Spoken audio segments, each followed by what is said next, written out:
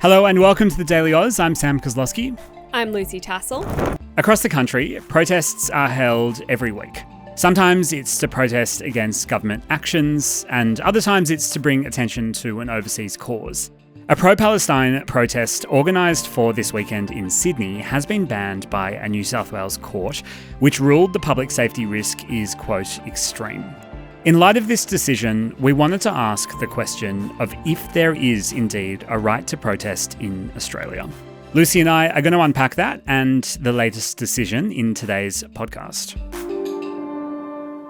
Sam, let's start pretty high level. The question that you mentioned up at the top, is there a right to protest in Australia? Well, people certainly say there is, and I think that's a good starting point, is that we're basing this discussion out of observing how we talk about the rights that we should have in a country like Australia and the way in which those who lead these protests or these protest attempts explain the legal basis for their plans. Yeah.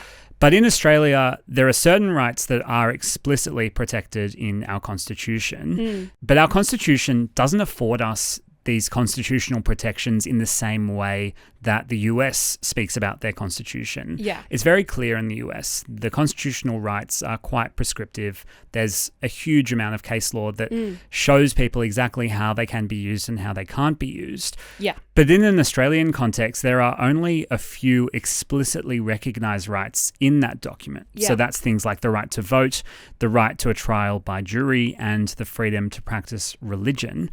But there's nothing about protesting specifically. Okay. So is there anything that governs our ability to protest in Australia? Well, if we go globally with it, that's where we can bring in the human rights treaties that Australia is a party to. And in international human rights law, there's kind of 7 core documents that people look at as the Holy Seven. And we've signed and ratified those ones. Yeah. And the right to freedom of assembly and association, and that's protesting, is actually contained in 2 of those key documents, at least, the International Covenant on Civil and Political Rights, or the ICCPR, and the International Covenant on Economic, Social and Cultural Rights.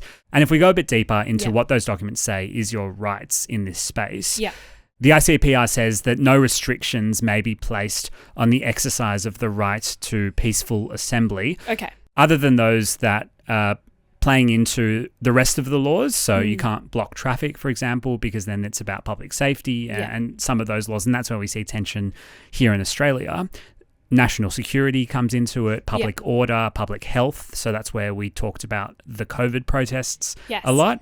But overarchingly, there should be efforts to allow for peaceful assembly. Okay. Another part of the document says that governments must restrict any, quote, advocacy of national, racial or religious hatred that constitutes incitement to discrimination, hostility or violence through protest. Okay. So even as far back as the middle of the 20th century, when these documents were tabled internationally, there was this tension recognised of what are the conditions that allow for a peaceful protest anywhere around the world, and what then is a defensible way for governments to say it's not on. And this is coming to the forefront of the news a lot in the last couple of days because there has been a big rejection of a protest in Sydney. So earlier this week, New South Wales Police made a legal bid to stop a planned protest at the Sydney Opera House from taking place this weekend.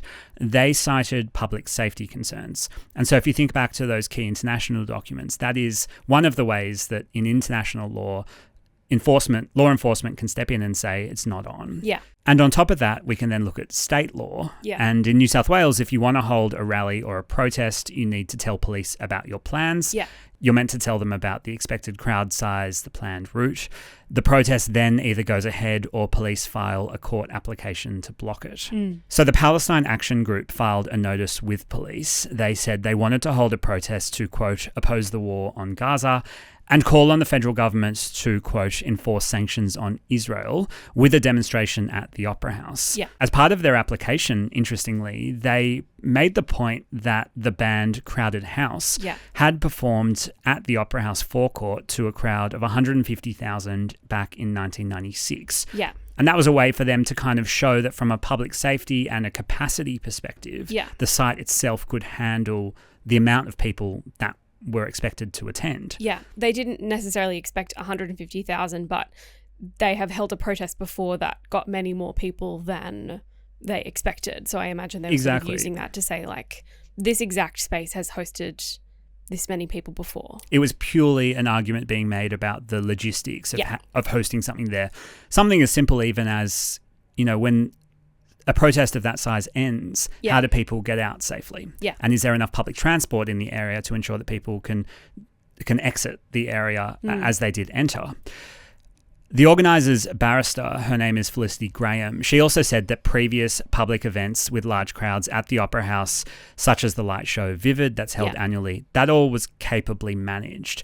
Now, police didn't agree. The police said it had, quote, disaster written all over it, raising concerns around crowd crushes, which they also made the point was a concern at Vivid. Yeah. So both of them were using this example of prior events there. And certainly having been down on the Opera House forecourt during Vivid, I can kind of see both sides. Yes, there are a lot of people there, but also, yes, there are moments where it can feel like, oh my God, there's too many people here. Yeah, and to even make things more complicated. I mean, we've talked about the layer of international law. Yeah. We've talked about the layer of state law. There's also a layer of the actual bylaws of the site itself from the Opera House Trust.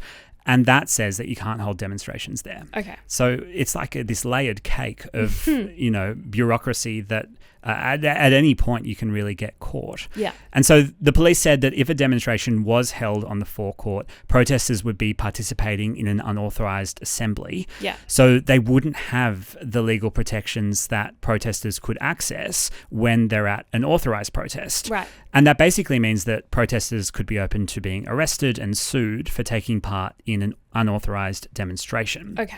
So all of this was put to the court. The court ruled in favour of New South Wales Police. Yeah. They mentioned in their judgment the concerns around crowd crushes and getting in and out of the site safely. Yeah. And they told protest organisers they would have to organise the protest elsewhere. Yeah. That's an important point in the judgment, is that this was not a matter of talking about the content of the protest itself, but the location. Yeah. So then it is going ahead elsewhere? Hello, Billy here from TDA. We have just looked at our YouTube analytics and 95% of you who are watching our videos aren't subscribing. If you want to help independent media like us grow, the best way you can do that is by pressing subscribe. Thank you so much, and back to the video. Yes, so it's exactly kind of the international legal framework in motion of it's not about the right to protest. This was a legal argument mounted around public safety. Yeah. But it kind of raises this really interesting point about which playbook are we all reading from when it comes to the right to protest. Yeah, so as you said, there's this kind of layer cake where we've got these kind of international obligations, which I imagine would be pretty hard to enforce. Then you've got at the national level, not a huge amount. Then at the state level, we've got this requirement of we need to let police know that we're going to do this. Yeah. And if they think there's going to be a risk, then they file a court motion. And then we even get down to the granular level of the Sydney Opera House is kind of an important site in the city. Run by a trust, a body that has its own kind of laws. And it has its own laws, which again, it's like a question of how do those get enforced? Yeah. So, and then underneath all of that, we have the people who are trying to hold a demonstration. And then you put on top of all of that the expectation that police, regardless of where they are in Australia, are kind of making judgments in live time in these environments. Yes. They're making judgments about that point that you and I chatted about before on the content of the protest and what the key message of that protest is. It's a really challenging role. Well, so that's sort of not really what police have done here, though. They've just been thinking about the safety requirements. Police are the kind of physical manifestation of the law, in a sense. We haven't really talked about what New South Wales protest laws are like, or what the laws that individual states can make. What can you tell me about that? Well, they can vary quite a bit. So, for example, in 2023, South Australia increased maximum fines. They were $750. They were increased to $50,000, along with potential jail time for intentionally engaging in, quote, conduct that obstructs the free passage of a public place. Okay.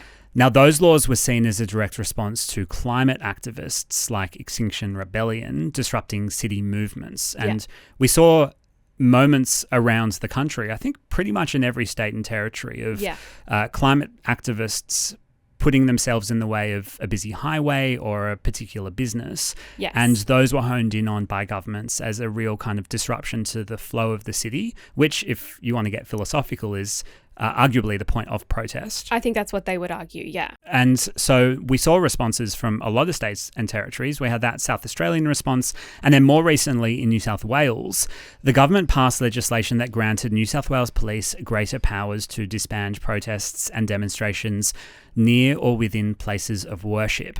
So there's another layer then to our layer cake. Near or within was a term that is being tested in court, because what does that actually mean? Is that a particular metre distance there? Yeah.